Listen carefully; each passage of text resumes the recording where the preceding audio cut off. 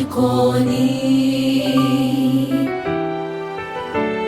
Ni mikutano ya Njombe Next Event.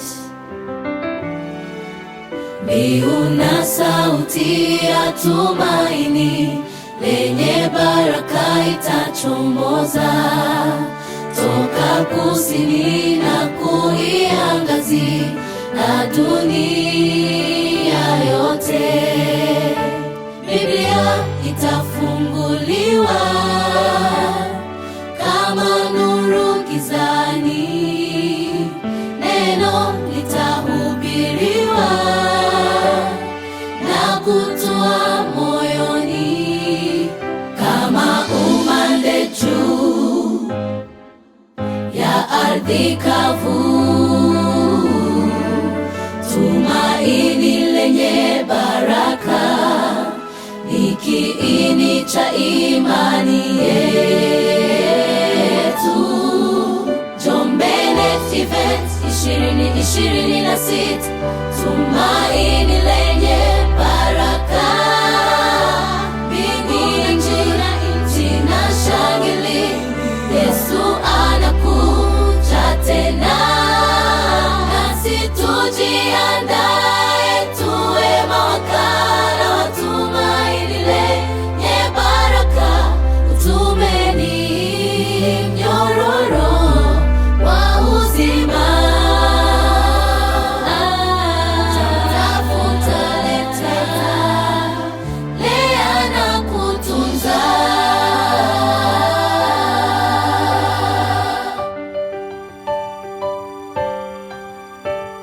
Katikati ya giza nene la huzuni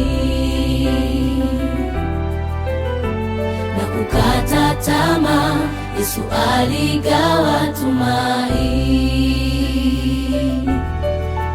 kwa wanafunzi wakielekea kijiji cha Emau. Alisimama akaongea na Zakayo akiwa juu ya mkuyu. Alikaa na mwanamke Msamaria kisimani. Alisimamisha msafara ili amponye Bartimayo. Anaweza kukuponya leo kama ukiamini. Yesu ni tumaini lenye baraka. Njombe Next Event 2026, tumaini lenye baraka. Mbingu na nchi zinashangilia, Yesu anakuja tena.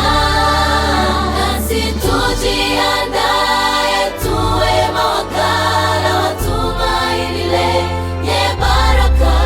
Utume ni mnyororo wa uzima.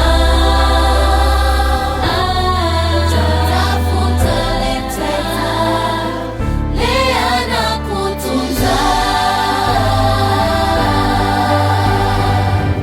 Tunapotoka njiani, mioyo ikilegea, mwanga wa matumaini huchomoza.